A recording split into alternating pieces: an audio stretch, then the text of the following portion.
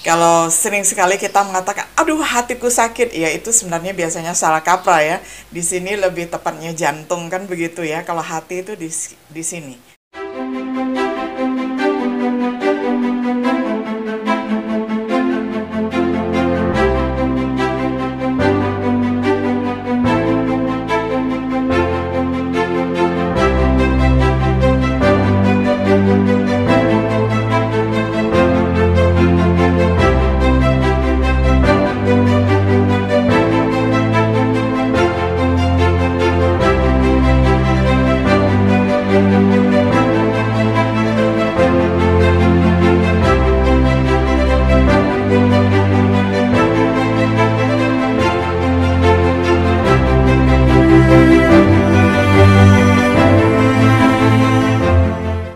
Shalom sahabat setia yang dikasihi oleh Tuhan. Jumpa lagi di dalam acara Renungan Sahabat Setia.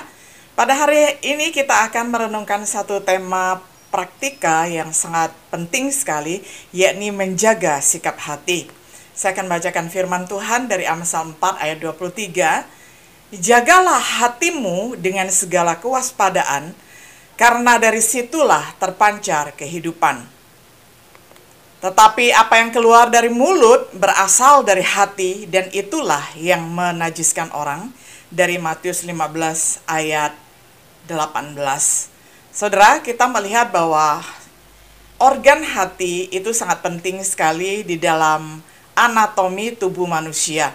Kita melihat bahwa hati adalah anatomi bagian perut yang merah kehitam-hitaman warnanya, terletak di sebelah kanan perut besar, gunanya untuk mengambil sari-sari makanan di dalam darah dan menghasilkan empedu.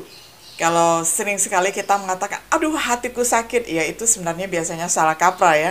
Di sini lebih tepatnya jantung kan begitu ya. Kalau hati itu di sini. Nah, saudaraku yang dikasihi oleh Tuhan, mari kita belajar ada 4 hal untuk menjaga sikap hati kita ya. Jadi saya biasakan hati di sini, jantung di sini. Tapi biasanya jantung hati itu ya ngomongnya di sini juga gitu ya, udah terbiasa dari dulu. Nah, yang pertama, hati sebagai media pengertian. Perbedaan orang yang dapat diajar dan yang tidak dapat diajar itu sesungguhnya adalah bermuara dari hati. Saudara, saya sudah menjadi guru dan juga menjadi dosen. Kalau dihitung, dikalkulasikan, diakumulasi jumlahnya 30 tahun. Dan saya bisa melihat setiap murid dan mahasiswa saya mana yang sungguh-sungguh mempunyai niat untuk belajar dan mana yang omdo, hanya omong doang mau belajar begitu ya. Karena apa?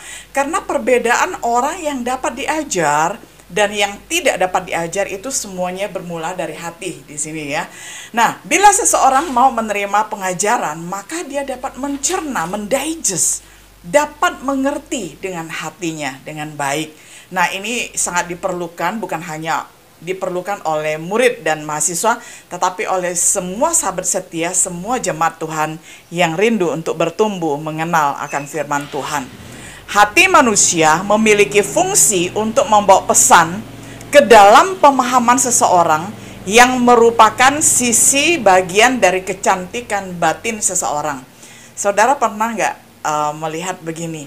Ada orang yang cantik secara lahiriah, tetapi karena batinnya nggak cantik, dia tetap kelihatan nggak cantik.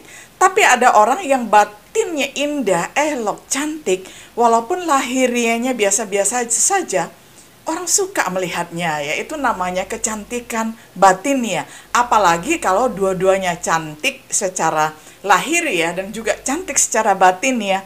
Wah, itu bisa dikejar-kejar oleh orang seantero dunia, karena itu adalah kecantikan yang asali, kecantikan yang asli, penuh pesona dan kebaikan dari Tuhan semata.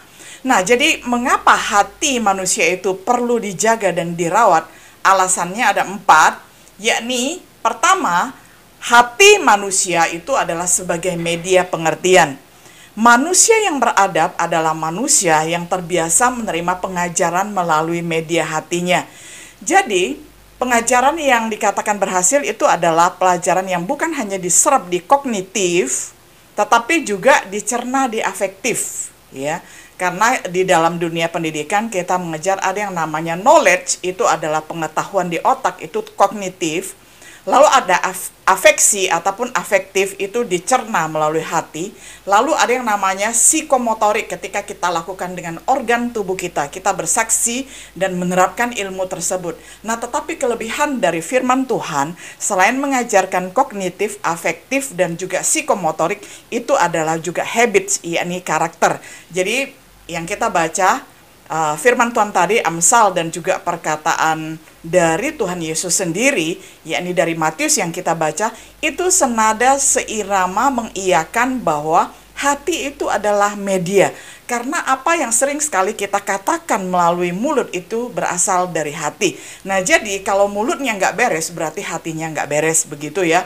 Nah, jadi saudaraku yang dikasihi oleh Tuhan, hati yang bersedia menjadi media pengertian, menjadi media pembelajaran, akan menjadi alat berkat yang mulia di tangan Allah, sehingga Allah dapat membentuk kita menjadi manusia yang berhati mulia, menjadi saksi Tuhan yang sungguh memuliakan Tuhan dimanapun kita berada.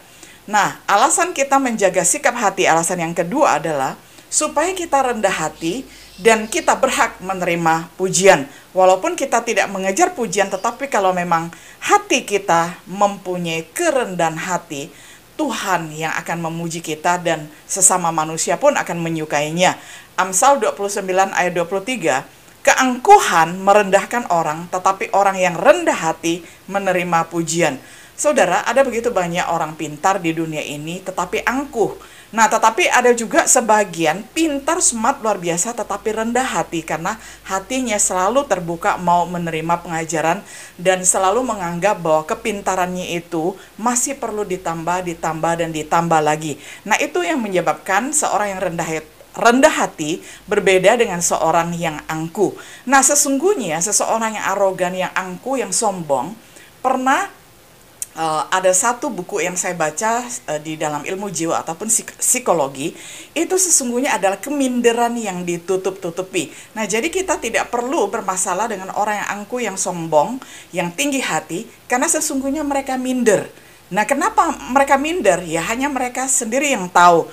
Jadi, karena untuk menutupi keminderannya, maka keluarlah sifat arogannya, keangkuhannya, dan kesombongannya. Nah, kita yang menjaga sikap hati di hadapan Tuhan dan di hadapan sesama, dan yang selalu diisi setiap hari dengan firman Tuhan yang sungguh mulia ini, saudara, kita dijauhkan dari sikap angkuh, sombong, dan arogan. Semua yang rendah hati akan disukai oleh semua orang, baik itu oleh Tuhan dan oleh sesama manusia. Orang yang rendah hati akan dipercayakan pekerjaan yang mulia. Percayalah itu, saudara. Walaupun pada saat ini adalah masa yang krisis, masa pandemi, di mana-mana orang bukannya mendapatkan pekerjaan, tetapi malah dikeluarkan dari pekerjaan. Tetapi percayalah, orang yang rendah hati akan dipercayakan pekerjaan yang mulia. Itu sudah janji Tuhan. Karena apa? Karena Tuhan menghargai dan memberi apresiasi kepada orang yang menjaga sikap hatinya. Dalam hal yang kedua adalah rendah hati. Nah, hal yang ketiga, kita perlu menjaga sikap hati kita. Alasannya adalah hati kita perlu senantiasa digerakkan oleh belas kasihan. Hal ini kita belajar dari Tuhan Yesus sendiri. Tuhan Yesus ketika melayani di dunia, ia senantiasa mengarahkan hatinya sebagai pendorong langkahnya untuk melayani.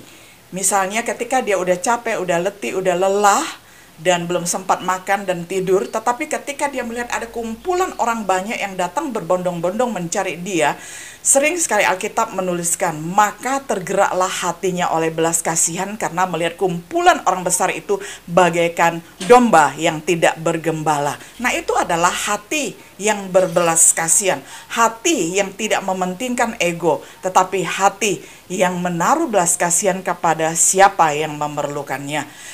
Saya bacakan untuk kita semua Matius 14 ayat 14. Ketika Yesus mendarat, ia melihat orang banyak yang besar jumlahnya, maka tergeraklah hatinya oleh belas kasihan kepada mereka, dan ia menyembuhkan mereka yang sakit. Oh, saudaraku yang dikasihi oleh Tuhan, berbahagialah setiap diri kita yang pada saat ini mencari Yesus, karena Yesus berbelas kasihan. Apapun beban berat yang kita alami pada saat ini, Tuhan Yesus memperhatikan kita. Dia akan memberikan kelegaan kepada kita, memberikan pemulihan, memberikan kesembuhan, kepada setiap kita yang mencari wajahnya, yang mencari perkenanannya. Bila Yesus saja menjadikan hatinya sebagai pendorong untuk langkah pelayanannya, demikian juga mestinya kita dan setiap diri kita sebagai hamba Tuhan, kiranya kita juga melayani karena belas kasihan ilahi. Tuhan sudah berbelas kasihan kepada kita, marilah kita juga berbelas kasihan kepada sesama kita yang membutuhkan pelayanan kasih kita. Menjadikan hati kita sebagai pusat untuk mengabdikan diri bagi kemuliaannya. Saya ingat satu buku yang saya baca berulang-ulang, itu karya Oswald Chambers, ya, Pengabdianku untuk Kemuliaannya. Nah, itu sangat luar biasa sekali, saudara. Pusat hidupnya adalah kristosentris. Demikianlah kita seharusnya sebagai hamba Tuhan, setiap diri kita harus menjadikan Kristus sebagai pusat hidup kita, sehingga hidup kita diabdikan bagi kemuliaan nama Tuhan saja. Alasan yang terakhir, yang keempat, kita perlu menjaga sikap hati kita adalah setiap seseorang yang sudah diselamatkan dapat dilacak dari hatinya. Saudara, ada banyak sekali nabi palsu, orang Kristen palsu yang ngumbar-ngumbar di media sosial, yang menjelek-jelekkan agama, yang menjelek-jelekkan Alkitab dan sebagainya, saudara. Lalu mengaku sudah meninggalkan Tuhan, meninggalkan kekristenan, lalu berbalik menghantam kekristenan dan sebagainya. Saudara, semua itu bisa dilacak dari hatinya. Pasti ketika dia dulunya mengaku menjadi Kristen, dia tidak Kristen sungguhan. Karena kalau menjadi seorang Kristen sejati, saudara, tidak akan berbalik, ya. Tidak akan berbalik. Karena apa? Karena hatinya adalah pusat media, sebagai pusat pemahaman akan firman Tuhan dan pusat pengenalannya akan Tuhan. Karena dari hatilah terpancar kehidupan. Jadi seseorang yang sudah diselamatkan itu gampang dilacak saja dari sikap hatinya, ya. Nah, seseorang dapat mengucapkan pengakuan iman itu juga didorong oleh hatinya. Mungkin kita lancar di dalam mengucapkan pengakuan iman Rasuli, pengakuan iman Athanasius, pengakuan iman Konstantinopel, dan yang lain-lain, Westminster, yang lain-lain. Ataupun pengakuan iman yang panjang maupun yang pendek, semua mungkin kita hafal. Tapi kalau tidak didorong oleh hati kita yang suci murni di hadapan Tuhan, maka pengakuan kita hanyalah pengakuan mulut semata, dan itu tidak memperkenankan Tuhan. Jadi kalau pengakuan iman kita, syahadat kita di hadapan Tuhan, itu seharusnya didorong dan dilahirkan dari hati kita. Sebab jika kamu mengaku dengan mulutmu bahwa Yesus adalah Tuhan dan percaya dengan hatimu bahwa Allah membangkitkan Dia dari orang mati, maka kamu akan diselamatkan. Jadi ciri-ciri orang yang diselamatkan itu adalah hatinya tidak akan mudah meninggalkan Tuhan, tidak akan berbalik. Kalau mudah meninggalkan Tuhan berarti dia belum berakar dalam firman Tuhan. Kalau mudah meninggalkan Tuhan berarti dulunya dia memang bukan Kristen. Ya, ini sudah jaminan dari Alkitab sendiri yang mengatakan dalam Roma 10 ayat 9. Jadi saudaraku yang dikasihi oleh Tuhan, sebagai orang Kristen yang terus merindukan pertumbuhan di dalam Tuhan, ingin serupa dengan Tuhan dari hari ke hari, marilah kita terus menjaga sikap hati kita dengan yang pertama, kita selalu mengingat hati kita ini adalah sebagai media pengertian, media pembelajaran. Mari kita belajar firman Tuhan setiap hari supaya kita tahu caranya menjawab orang di saat yang tepat, sehingga tidak menimbulkan masalah dengan sesama kita. Lalu yang kedua, sikap rendah hati akan menerima pujian. Saudara, kalau hati kita sungguh terbuka dan rela dikoreksi oleh Tuhan dan oleh sesama kita, maka kita akan menerima pujian, karena orang seperti itu akan bertumbuh. Orang yang merasa diri paling benar, merasa diri tidak pernah salah, tidak mau menerima koreksi, itu artinya orang yang tidak rendah hati, sombong, dan dia akan stagnan sampai di situ. Sikap yang ketiga, hati digerakkan oleh belas kasihan. Itu adalah hati Tuhan Yesus, dan kiranya hati kita juga semakin hari semakin mirip dengan hati Tuhan Yesus. Hati kita digerakkan oleh anugerah Tuhan, hati kita digerakkan oleh belas kasihan, sehingga apapun yang kita lakukan keluar dari hati kita yang paling dalam, paling tulus, tanpa minta pamrih apapun dari siapapun. Yang keempat, hati sebagai pusat kepercayaan. Jadi syahadat iman kita yang sejati itu didorong keluar dari hati kita, sehingga kita tidak akan pernah meninggalkan Tuhan selama-lamanya. Sahabat setia yang dikasihi oleh Tuhan, sungguh indah firman Tuhan, dan saya sangat suka membawakan renungan yang bersifat doktrinal maupun yang praktikal seperti ini. Karena apa? Karena hidup itu perlu seimbang. Ada saatnya kita perlu belajar doktrin yang berat, ada saatnya kita perlu belajar hal-hal yang praktis supaya seimbang antara karisma dan karakter. Dengan demikian kita akan bertumbuh menuju kepada arah pertumbuhan yang benar yang berpusatkan kepada Yesus sebagai acuan kita satu-satunya.